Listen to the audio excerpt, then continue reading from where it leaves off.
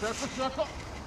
Growing up, I got called CADAAN a lot of the time by people in the community. And Why? I'm full Somali, right? Why? So because of the way I articulate myself and the fact that, you know what I mean, I put school first, right? So they're calling me CADAAN for that. They're calling her CADAAN because she's happy. Like, at the end of the day, it has no impact. Look, the things those people said when I was growing up, the things that they're saying about her, 20 years from now, you know what I mean? That's not really gonna have impact. Just have thick skin. Small-minded people think about small problems. Which is exactly. Larry, sorry, go ahead, Samantha. I was gonna just say, small people talk about people. Yeah. You know, and big people talk about ideas. Right. So I think there's older people who are in the community who are insulting her and talking about it behind her back. You know, as Larry was saying, that either they're broke or they just have nothing to do, and they just, let's just start talking about somebody. You know? Yeah, that's what it is. So they'll keep their, you know what I mean, afternoon going, and just talk about that over Larry, why aren't we accepting her into this community? Why are we not embracing her and saying, listen, you know, in the African American community, and this all comes down from slavery and whatnot, and you guys can do your research, but they have a one-drop rule. If there's a drop of black blood in you, you are a black, pure, you are considered a black person. How come we don't have the same rule? If you have a drop of Somali in you, we accept you, you're Somali. Listen, if you're Somali, if you're in North America, you're black. Right. You go to Africa, you're Somali. You go to Nigeria, you're Somali. Yeah. You go to Somalia, you're whatever Kabila you are. It just drips out from there. Right. Right? So, you know, what bothers me is when she said, I hate being Somali. I hate Somalis. The Right? people, not the culture. Yeah. The people. Right? You blame her? No, really, the people in the culture. The people. When you say I hate Somalis, That's a bold statement. right? I hate Somalis. I hate this. People now, if you know, because they're light skinned, now we're talking about the debate of being light and being this. Some people are thinking, if I wasn't Somali, would I be X and X? If I wasn't dark, would I be this? If I wasn't short, would I be this? Right. Me, I day trade in the Right. morning, right? Right.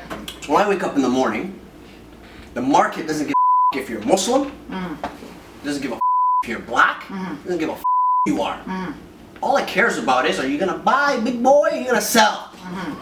And at the end of the day, suqa ma kala hero. Yeah. When the market is closed, are you up or are you down? That's it. Right. You know what I'm trying to say? In life, people wake up in the morning and they're down, right? And others put them down, put their stock value down, put their life down. And then they try to figure out, okay, a way to uplift themselves by shitting on someone else, by saying something about someone else. By the end of the havenki, he's also saying, look, I'm happy, I'm up, because I shat on this person, I shat on this person. You know what I mean? Of kind of like, she's 22 right now. Yeah. When my daughter turns 22, all these habdas are dead. You know who the new habdas are going to be? You guys. Yeah. So if you guys are going to be, basically, by that time, the old ladies that are going to be talking shit about my daughter are going to be the same bitches that were twerking at clubs back in the day, that got divorced. You understand what I'm trying to say? Yeah. Those are the going to be demographics change. those women who are pretty much even born here. You know what I'm trying to say? So everything changes. The thing is it's you, the individual, and if you say, I hate being Somali, and this is the greatest time I believe in the world to be Somali. The stock price is low on being Somali. Everything is low on being Somali. Everything is nice right now. There's so much opportunity as a Somali. Yeah. Greatest opportunity right now to be a Somali. So, Yeah. season right Hold on.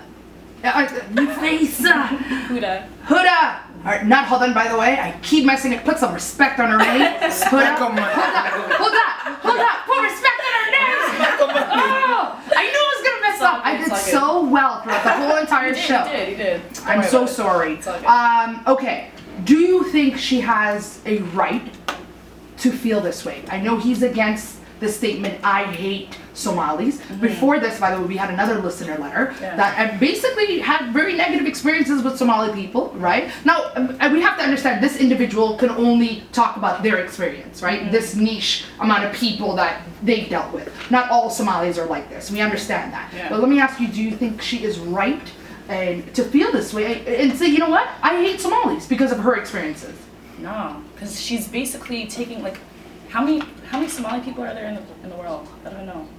oh, many. 10 million. Many. Let's pretend that there's 10 million. Yeah. She's probably had experiences with like what, 25, 30 woman where Yeah. it's like bad experiences and you're gonna generalize an entire culture and Right. and then you also have that like a non-privilege in you as well too. Like it's just no, it's not.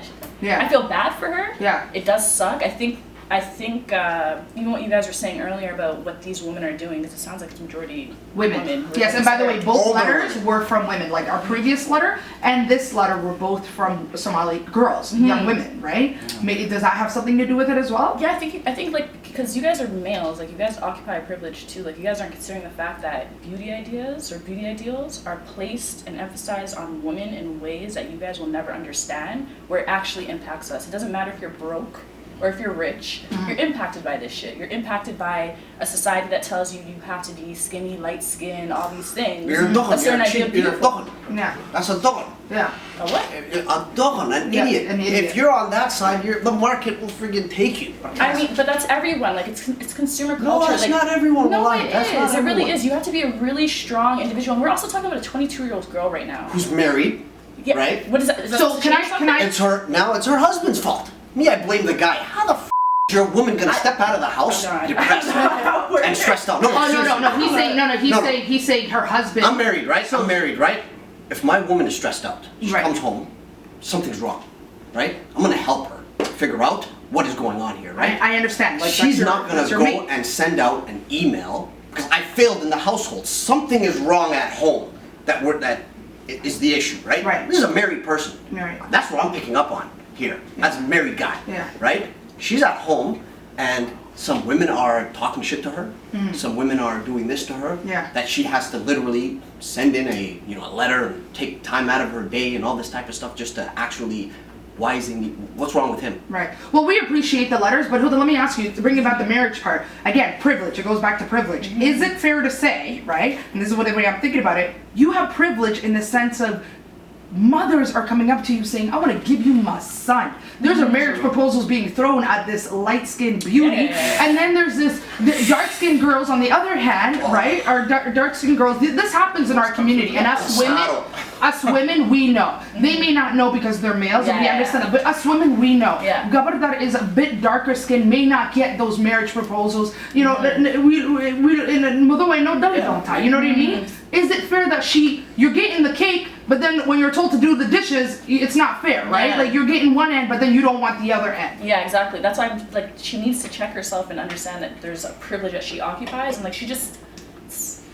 woe is me. Like she's crying about things that. You know, Yeah. I want to just say, hold on. Yeah. But isn't this say something about our community? Yeah. Where we're not even allowing her through the front doors. Forget about our own privileges and whatever. But we're not even allowing her to come into our own house and welcome her as our own sister. We're trying to keep Yeah, the bloodline pure for whatever reason. What bloodline? No, I'm not saying we should. Hey, I want to say hey, that I don't think it's anything to do with her marriage, and I don't think it's anything to do with her being light skin or dark skin. I think it's just people perhaps they see her as popular or cool and they're just hating on her. You know what I mean? On the one hand of the spectrum, there's people trying to propose to her, right? And then people are like, oh man, like, my dad is being overlooked because of this girl, right? And you know what, she's not even Somali. Let's just talk shit about her. You know what I mean? So I don't think it's nothing, like she can't control the fact, you were saying, is it fair for her to have the, want the cake and eat it too? I would say, listen, she can't control the fact that she was born the way she was born. You know what I mean? Understood, yeah. And I really, I have to just leave her, just like, you know what I mean? I have to respect her like that. But what I'm saying is at the same time, she's allowed to say this is not cool. People talking shit about me behind my back. So it's okay to have people propose to you and at the same time say,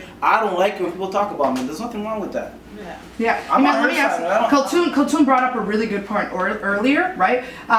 Do you think this young lady's experience would have been different if her father was Somali and her mother was Adan versus the other way around? Why is it, and this has happened in our community many times, where a Somali young man can marry what we call an ajnabi, right? Somebody that's non-Somali. And when a Somali girl does it, it's like, you had plenty. You could have married Kareem. Look at him. He's educated, right? Why? The experience would have been different? Well, first of all,